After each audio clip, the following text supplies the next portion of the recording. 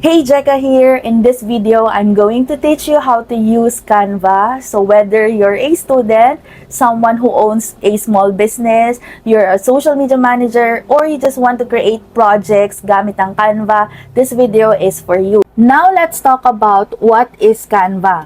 Canva is a user-friendly graphic design platform. Pwede natin gamitin ang Canva using their mobile apps na pwede natin i-download through iOS and through our Android devices.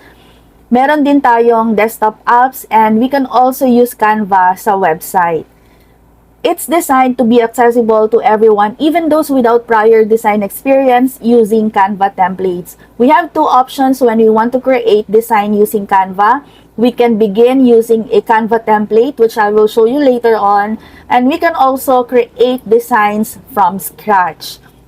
And Canva also allows users to create a wide variety of visual content, including social media graphics, presentations, posters, and more. So the first thing you will do is, of course, to sign up for an account. You can create an account using your Google account, Facebook account, or your email address. And then, the good thing also about Canva is kapag bago yung account ninyo sa Canva and it's your first time to sign up, they will give you 30-day free trial na gamitin yung kanilang Canva Pro.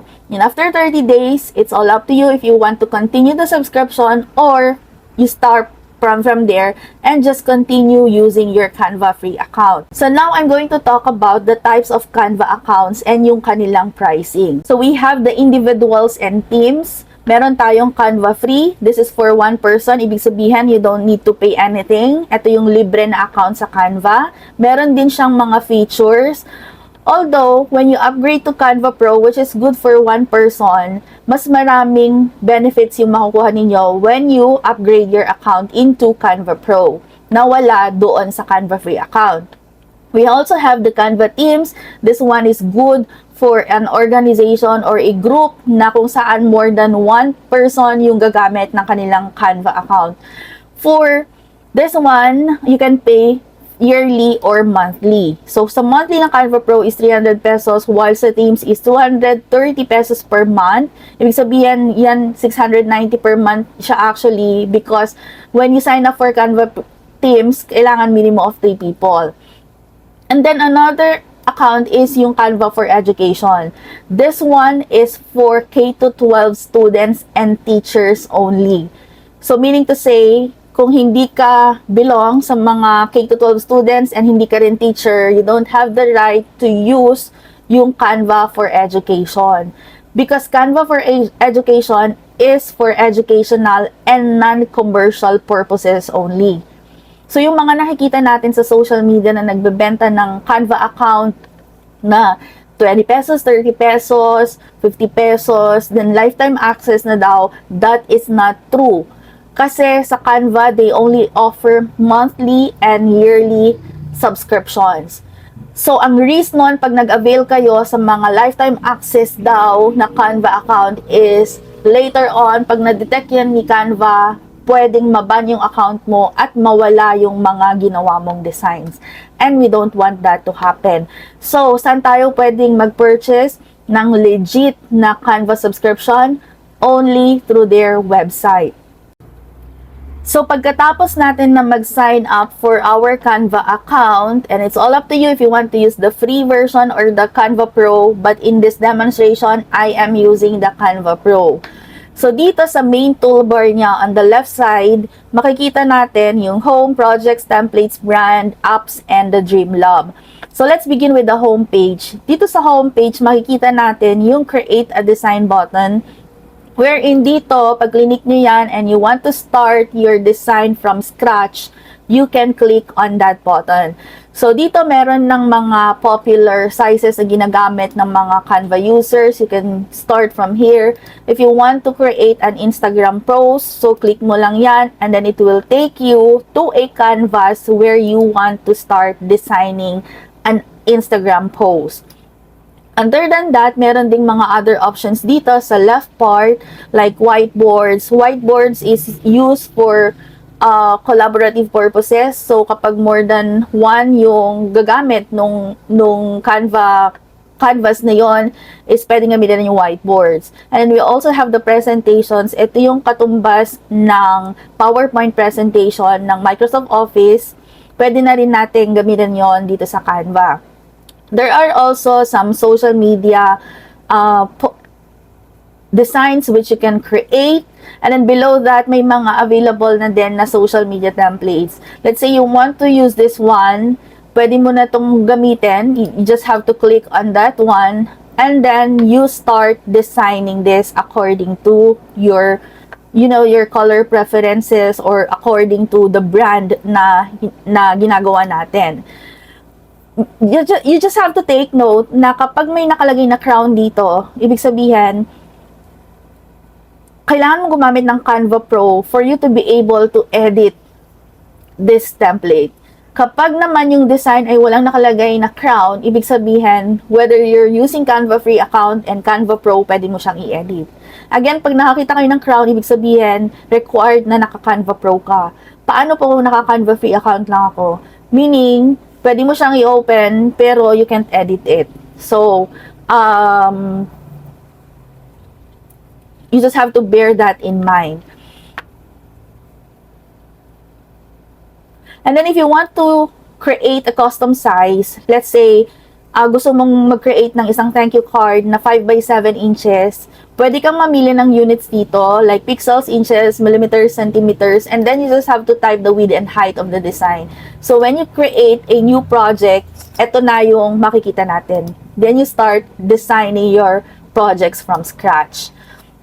And then you can also upload a file here. In my case, kapag mayroon akong nagawa na PDF file na hindi ko na mahanap yung soft copy, I just upload this and then pwede ko siyang i-edit using Canva. And there are a lot more layouts and sizes na available dito. You just have to check on this, depende dun sa project na ginagawa ninyo. Let's say if you want to create a planner, just have to type planner, and then makikita na ninyo dito yung mga available sizes for planner. So, the available sizes are 8.5 by 11, meron ding 21 by 29.7, ito yung A4 size, and then some other planner sizes here. And then dito sa homepage, makikita rin natin kung ano yung nakita natin dito sa button na to. Ganon din yung makikita natin on this part. Nandito lang din siya sa homepage. And then below that are the recent designs na ginawa natin dito sa Canva. And then, dahil mas advanced na ngayon ang Canva, nag-integrate na rin sila ng AI. So, you can already make an image using an AI. You can ayan, lagay mo lang yung prompt dito and then mag-generate siya ng image according to the prompt na nilagay natin. And then next is yung projects naman. We can create a folder dito sa Canva para mas organize yung ating mga ginagawang mga designs. So I have it here, mga folders. Ayan, naka-organize na siya dito. And then your designs, lahat ng mga ginawa mong design sa Canva nandito na rin. Lahat din ng images na in-upload natin and even the videos na in-upload natin ay nandito na rin sa projects. Now, ito yung sinasabi ko sa inyo kanina na templates. So, dito sa templates, may mga ready-made na designs dito. And if you want to start from the Canva templates, ay okay lang din naman. May mga available na templates dito like for the Instagram posts, yung mga stories, YouTube thumbnails, logos, or dito, ang maganda rin dito kasi nakakategorize na siya according to, let's say, business. If you want to look social media templates, templates for education, videos, marketing, nandito na sa taas ng Canva templates. Now, if you want to create a checklist, so pwede ka rin namang mag-type sa search bar ng checklist, and then click on that, mapupunta ka sa mga templates ng mga checklist. So, you can begin creating your design from the ready-made designs here inside the Canva. Again, take note na pag may nakalagay na crown, ibig sabihin that is a premium template and that is only available for Canva Pro users and Canva teams. And then for the brand, I will create a separate video for this one kasi medyo mahaba-habang discussion ito and I will just create a different video for this one. For the apps, there are already in-apps available dito sa Canva na pwede natin gamitin para mas maging maganda yung ating mga designs, which I will show you later on some of the apps na ginagamit ko whenever I design my project. So maliban dyan, kung gusto mong mahanapan yung mga designs na na-delete mo accidentally, you just have to go to trash dito sa baba, and then makikita mo na dito yung mga designs or yung mga images na na-accidentally nabura natin.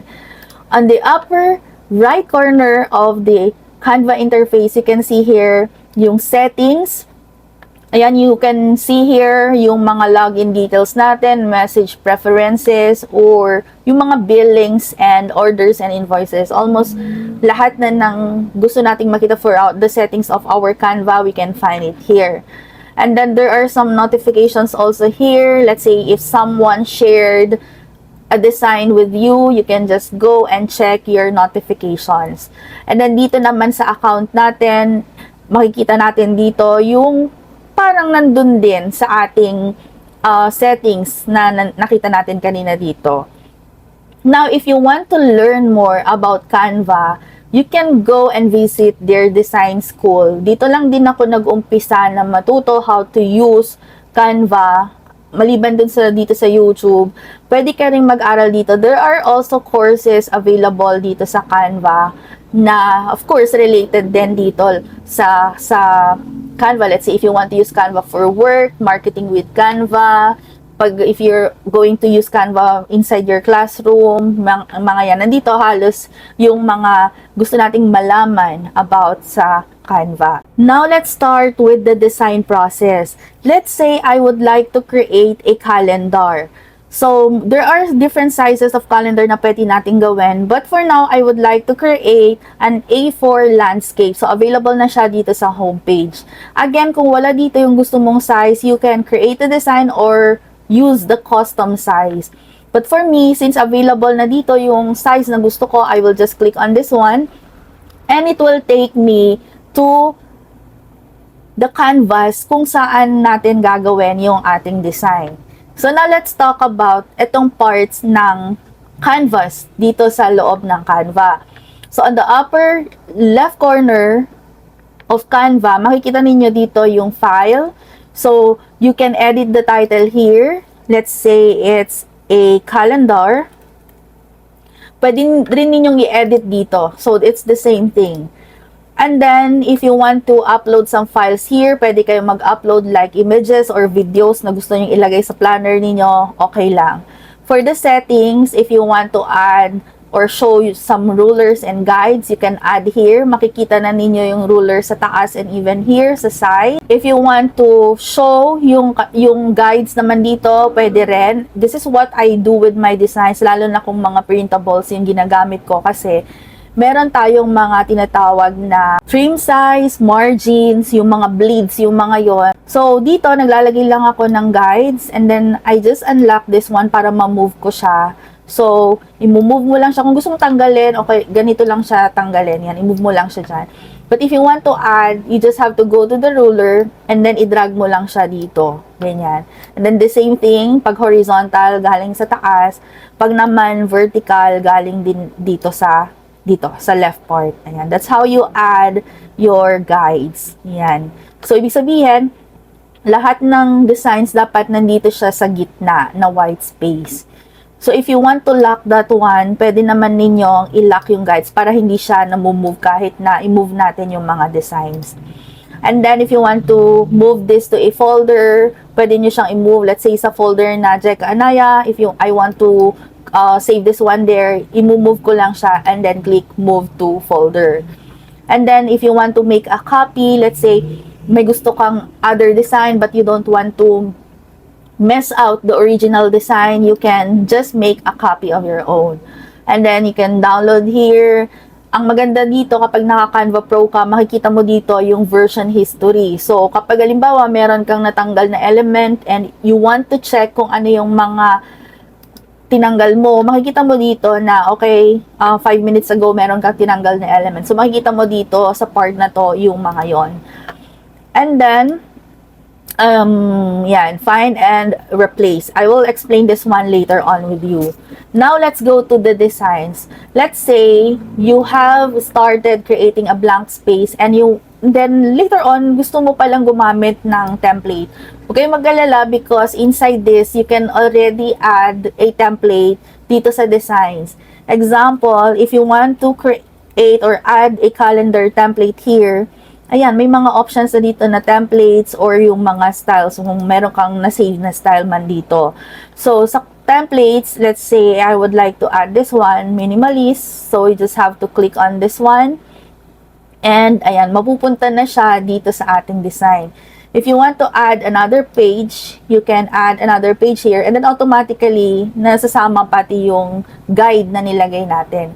Pero don't worry, when we download this one or when we print this one, hindi kasali yung guides, okay? Now, if you want to resize ito, biglang nagbago yung isip mo, ayaw mo na pala ng landscape, gusto mo pala ng portrait. So, don't worry because meron ng feature si Canva na tinatawag natin na resize, but remember, pag nakakita kayo ng crown, ibig sabihin, you have to use Canva Pro account here or Canva Teams. So, pag Canva Free, hindi nyo to mariresize. The good thing about Canva Resize is pag clinic mo yan, you can change it to another size other than the A4 size na available kanina. If I wanted to, let's say, if I wanted to make it, square, o di kaya gusto ko, katulad din siya ng size ng Instagram Reels, pwede ko siyang palitan. But since I just want to change the orientation, click nyo lang yung custom size, and then click on this one, and then may mga orientation na available dito. Square, portrait, landscape. So since naka-landscape yung design natin, you just have to click portrait, and then i-unclick lang natin ito. Unclick natin to kasi pag click natin to, ibig sabihin, you're making another copy. So, i-unclick lang natin, make sure na ito lang yung naka-check, and then resize the design. Merong option kanina na copy and resize. Ito, copy and resize. Ibig sabihin, pag nag-copy and resize ka, mag-open ka ng another project. So, tingnan natin, ayan. So, i-open mo, ibig sabihin, magkaiba na sila. Iba na yung nandito, iba na rin yung nandito. Meron din namang option na if you want to resize, you just have to resize. Ayan, itong design lang na to. Uncheck natin yan, and then i-resize lang ito. So, hindi na tayo magkakaroon ng another copy. So, yun yung difference ng dalawa. Meron din tayong tinatawag na elements. So, let's say, if you want to type a keyword, let's say a flower, you would see some results here ng elements. It could be graphics, it could be photos, may mga frames na available din, and then videos, audio, mock-ups, shapes, charts na related dun sa keyword na tinype natin sa search. May mga tables na rin tayo dito, may mga charts. If you want to generate your own image, you can do it. May mga graphics na rin dito. Basically, kung ano yung nakita natin dun sa taas kanina, ganun din. But what I love about this is when you type a keyword, ayan, let's say, gusto ko related sa boho.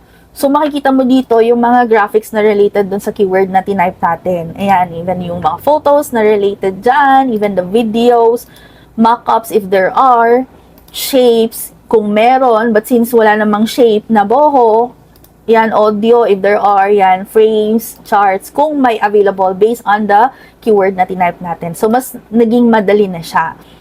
Now, dito, if you want to filter yung mga specific elements lang or graphics na gusto mo makita, you just click on the filter, and then, halimbawa, gusto mo yung orientation square lang, so click mo yan, animation, static, or gusto mo yung animated, pwede rin. Kung gusto mong i-filter, gusto mo lang gamitin yung mga free lang na elements, pwede. And then yung mga cutouts. Example, I want to use animated. So, pag click mo yan, makikita mo na lahat ng graphics na related dun sa keyword na nilagay natin is animated siya. So, when we add on our design, makikita nyo that this is moving because this is animated. Next thing is yung text naman. For the text, you can add a text box here. Ayan, you can add a text box. And then may mga apps na rin dito na related sa text. And then yung mga recently used or yung mga font combinations na according to Canva. So, pwede kayong mag-start dito. Para siyang, kumbaga, templates na ng mga text. Kung wala kang idea how to do proper font combination, you can start from here. Ayan. Kung gusto mo naman na ikaw yung mag-start, gumawa ng text, okay lang din. Another shortcut is, you click on the design and then just type T. I-insert na ng text box yun. That's the shortcut for text box. And then, let's explore kung ano yung mga pwede natin gawin dito sa text na to. So, let's just type here, my name. Ayan. You can change the font style here. Yan, pwede kayong mag-change ng font style dito. Yan, so mamili lang kayo. And pwede rin kayong mag-upload, by the way. This is what I do. Kapag halimbawa meron akong gustong font na nasa ibang website and wala sa Canva yon, so I just upload a font here. Pwede kayong mag-upload ng font. And then you can change the size. Ayan, you can change the color. You can format it if you want, but there are some font styles here na hindi available sa lahat ng formats. Like, hindi available yung bold format. Meron naman yung iba, hindi available yung italics. So, something na ganon. So, you can edit the format. Ayan, ito yung mga format. Pwede rin nating palitan yung kanyang letter case. So, ito, let's say, gusto natin siyang palitan. Okay, just make sure na okay, something like this. Ayan. Let's just retype this. And kung makikita ninyo, para siyang nasa lahat ng first letter dun sa word ay naka-capital letter, while the rest is mga small letters or mga lower cases. We can also change it to uppercase or kung gusto ninyong ibalik sa dati. Ayan. Make sure nyo lang na pag nag-type kayo, hindi siya naka-uppercase sa keyboard niyo.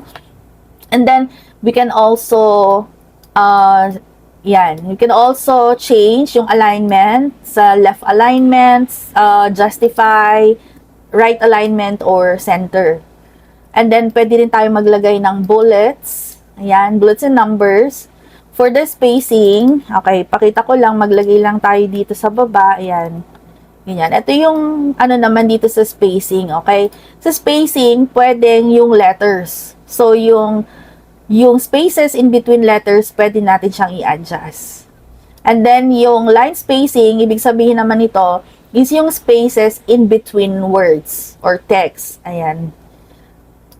Okay, yung anchor text box naman, if you want to put it at the center of the text box, okay, i-click nyo lang ito. And medyo hindi lang kasi obvious dito. Pero another thing is you can resize the size by dragging yung text box. Okay, yung nasa gilid ng text box. You can resize this one. And then, one thing more is for the advanced formatting. Okay, alam niyo yung superscript and subscript.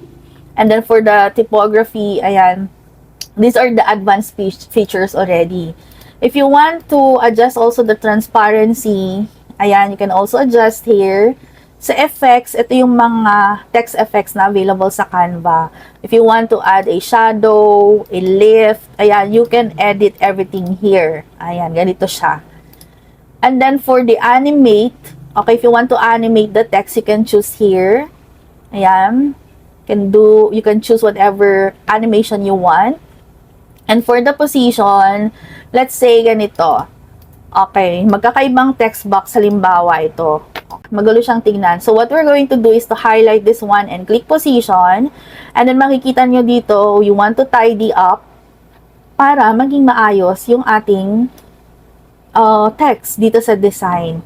Okay? Halimbawa, nandito sila sa gilid naman. If you want to center it, just click this one. Ayan, center nyo lang. Yan. Or if you want to align the page to the left page or part of the design area, so pwede rin nyo i-click yan. Just have to explore yung nandito sa position. Okay? So, let's say for instance naman, accidentally na-move ninyo na ganyan, tapos binabalik mo, hindi ka sure kung ano ba, pantay ba. So, para malaman mo kung pantay, meron ka makikita dyan sa baba, ayan o, yung -4, -6, ganyan, kailangan nasa 0 siya. Kung hindi ka sure, mukhang hindi pa rin pantay, just click position and then make sure na naka-0 dito. Kasi minsan, nakalagay 0.3 tapos mukhang pantay siya pero actually hindi pala. Okay, so kailangan naka-0 siya. Now, let's talk about how to upload our images or videos. By the way, I have switched my Canva account into a free one para mas makita natin kung ano ba yung features na nalilimit dito sa Canva free account. Kasi yung kanina na ginagamit ko, I'm using the Canva Pro. So, for the uploads, you can upload images, videos, and audio here. So, pag nag-upload ka ng images, malalagay na siya dito sa tab na to. Pag sa videos naman, dito rin, and then audio. And then, you can also record yourself here. But let's say, I would like to upload a photo. So, this one, ayan, i-upload lang natin yan, and then hintayin lang ninyo na mag-load. And then, we can already add it to our design. So, dito sa design natin, okay, let's say I would like to delete yung kanyang background. Merong option dito na BG remover. But since we're using the Canva free account and hindi siya pwede, kasi ganito lang yung makikita natin kapag clinic natin yan, there is an app called Remove BG. Okay, remove background or background cleaner. Okay, click lang natin yan. And then, let's upload. Ayan, erase background. Then, let's just wait for a little bit. And there you go. Na-delete na niya yung background. Gusto naman ninyong gumamit ng other website, pwede naman tayong pumunta sa remove.bg. And then, you just have upload the image here.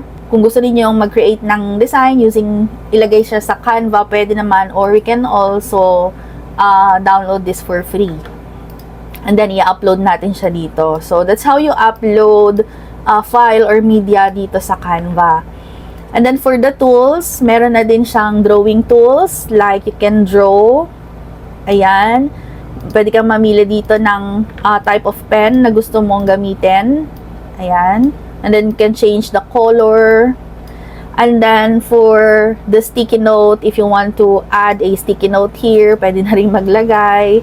Kung gusto mong maglagay ng text dito, where in similar din naman siya dito.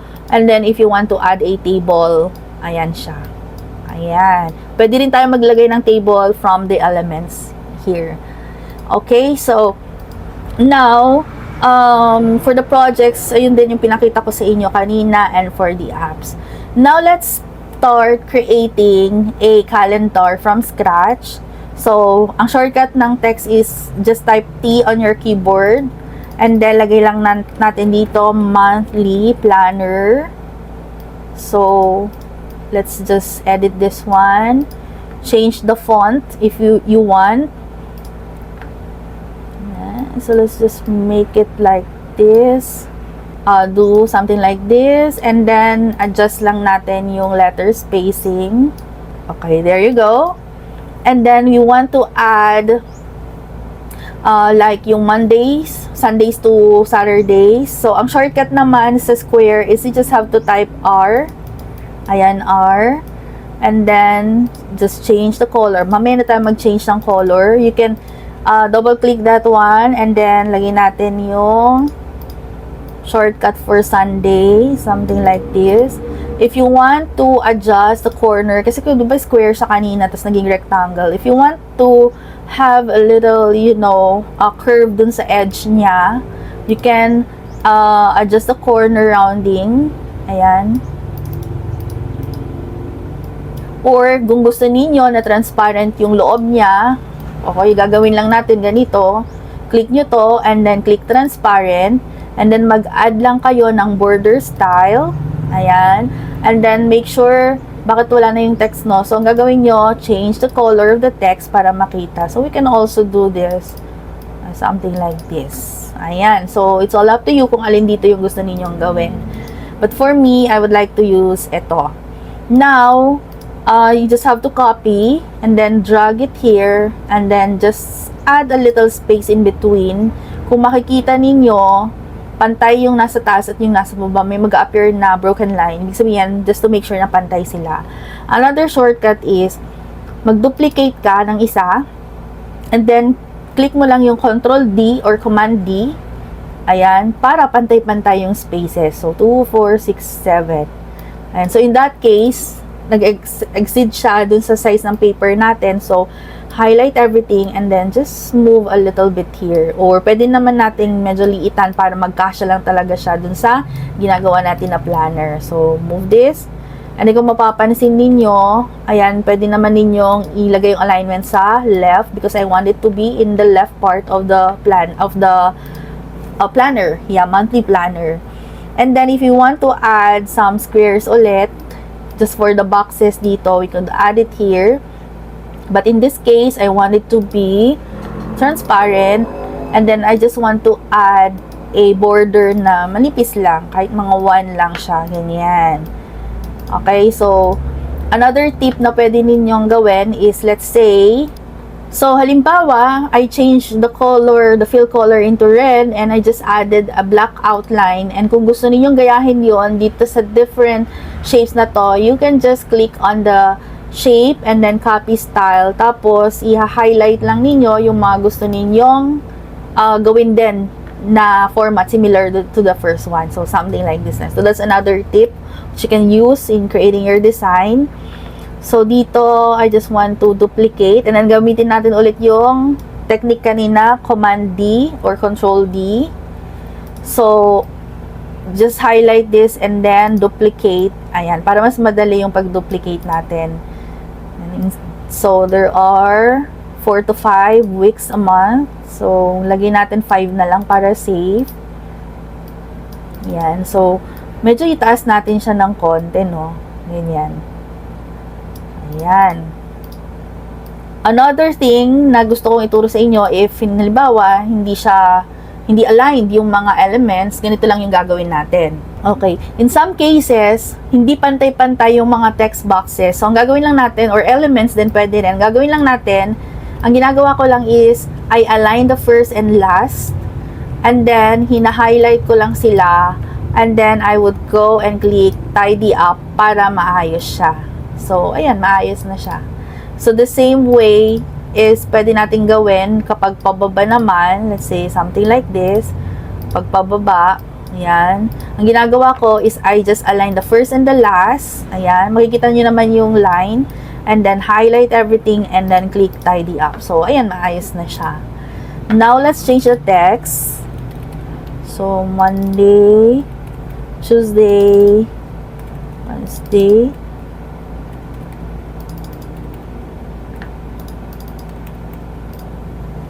ayan. Now, let's add designs to our monthly planner. So, ayaw naman natin, di ba, na ganito lang. By the way, maglagay muna tayo ng month pala. So, we're going to add the text again. Month.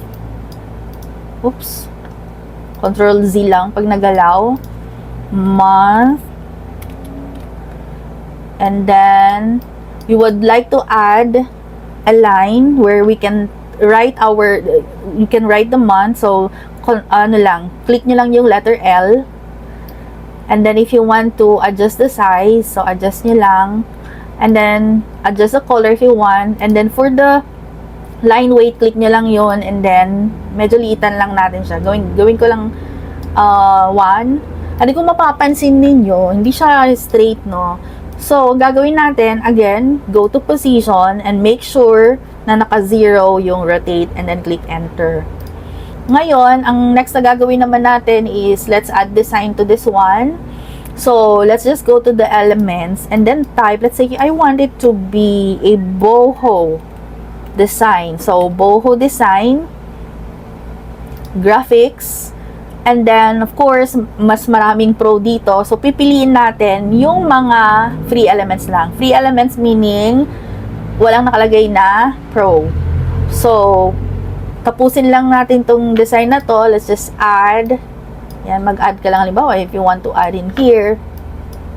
And then if you want to add or change the background color, you just have to click on this one. Ayan, pwede nyo siyang palitan. If you want to add a photo, punta lang kayo dito sa apps and then just type photo.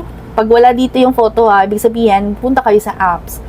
And then click photos and then type boho. Ayan, mamili lang kayo dito ng free. let's say this one, and I would like to make it as my background image. So, ang gagawin lang natin, click the photo, right click, and then set image as background. If you want to reduce yung transparency niya, pwede naman para mas makita yung text dun sa taas. So, something like this. Yan. Adjust nyo lang yung transparency niya. And then, if you want to add, let's say, an image, kung gusto nyong maglagay ng image. So, gusto ko yung image na yon is frame. Halimbawa, mamili tayo. Gusto ko maglagay ng flower. Or, ano na lang. I want to add a silk texture. So, this one. Yan. Ito na lang yung great example na gagawin natin. There are ways on how you can edit the shape. Okay? First is, you can edit the shape just by adjusting etong, dito. Pwede nating i-crop, i-adjust yung size. Another is using a frame. So, type lang natin frame. Or pwede rin naman, pag click nyo yung search element, makikita na ninyo dito sa baba. Okay, type natin frame. And then, dito sa frames, pwede tayong mamili. Let's say, I want it to be in a heart shape. You can just drag the photo dito sa frame na to, and then it will go inside the frame. If I want it to be a triangle, so ganun din, similar, triangle, and then add to this one. So, that's how you use frames dito sa Canva. Okay? So, now, time to change the color. So, halimbawa, I would like to change it to this color. Ito, halimbawa, lahat ng black colors na nakikita dito na elements, pwede nyong i-change all na lang. So, pag change all nyo, mapapalitan na lahat yung mga lines, shapes. Pag sa text naman, gusto nyong palitan yung color, lahat ng text naman mapapalitan from black to your color preference. By the way, pag nag-insert tayo ng Pro element, makikita ninyo may watermark siya. Ayan. Ganito yung makikita natin pag gagamit tayo ng Pro element. May watermark, and then merong mga lines na nakikita. So, halimbawa, gusto kong gamitin yung color na to. Instead of the current color, may mga elements na pwedeng palitan yung kulay. So, halimbawa, yung gusto kong palitan yung color na medyo red into this one. Yung medyo orange, I would like to change it like this. And then, yung isa naman, I want it to be light as much as possible. Or palitan natin baligtad. Yan. Palitan natin yung color. Ayan, pwede kayong mamili dito using yung parang dropper ba, para makapili tayo ng color. There are some elements na hindi naman pwedeng palitan yung kulay. So, example, this one. Hindi mo siya pwedeng palitan yung kulay.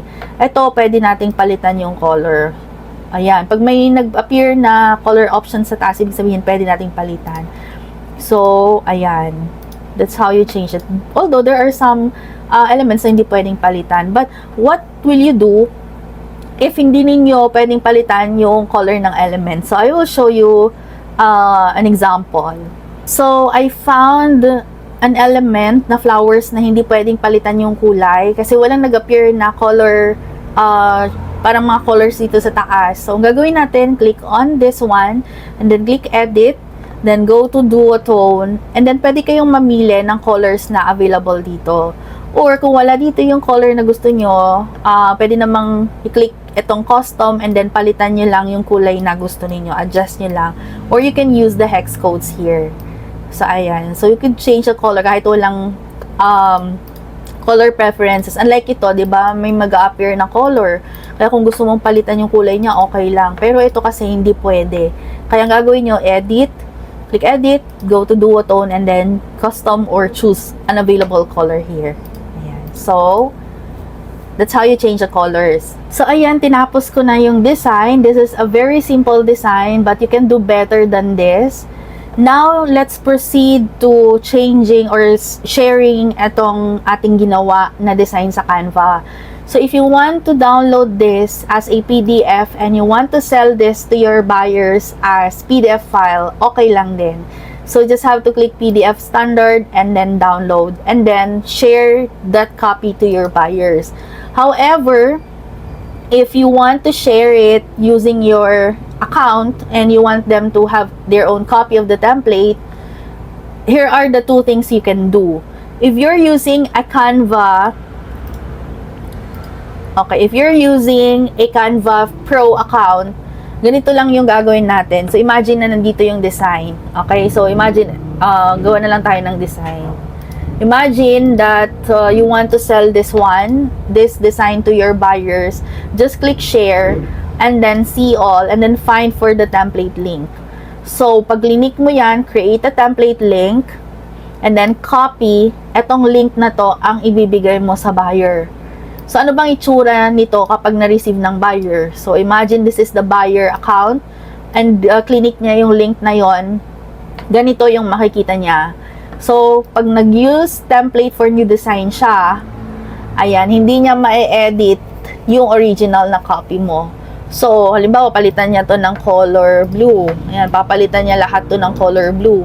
While yung original design mo is this one, hindi nagagalaw. Ayan, this is your original design. Kapag template link yung binigay. Now, if you want to share this monthly planner to your buyer and you're using a Canva free account, sad to say, hindi na siya free ngayon sa mga Canva free users. Kailangan mo na talagang mag-upgrade ng Canva Pro para mabigay mo yung template link. Ayan, meron na siyang crown. So, hindi na siya pwedeng ibigay kapag hindi ka naka-Canva Pro. So, ang gagawin natin is something like this. Just click the share. And then, dito sa access level, palitan nyo lang ito into anyone with the link. And then, can view. Okay? Can view. And then, copy the link. Huwag can edit ha. Pag can edit, ibig sabihin nun, may edit nila yung original design mo. So, ganito yung makikita nila. Okay, let's just go here. Ganito yung makikita ng mga buyers nyo. Ayan. This one. Viewing. Hindi nila pwedeng i-edit. Okay? Hindi nila pwedeng i-edit. Ilalagay nyo to dun sa instructions ha. Pag nag-send kayo ng instructions sa buyers ninyo, ilagay nyo sa instructions, na-click nila yung file, and then make a copy. So that they will have their own copy. So, pag pinalitan nila yung kulay, okay, pinalitan nila yung kulay, yan, pink na siya, hindi magagalaw yung original design natin. Take note ha, you have to share it in a can view. Can view, hindi can edit. So, that's how you share your design to your buyers. So, these are the basic things which you need to learn sa paggamit ng Canva.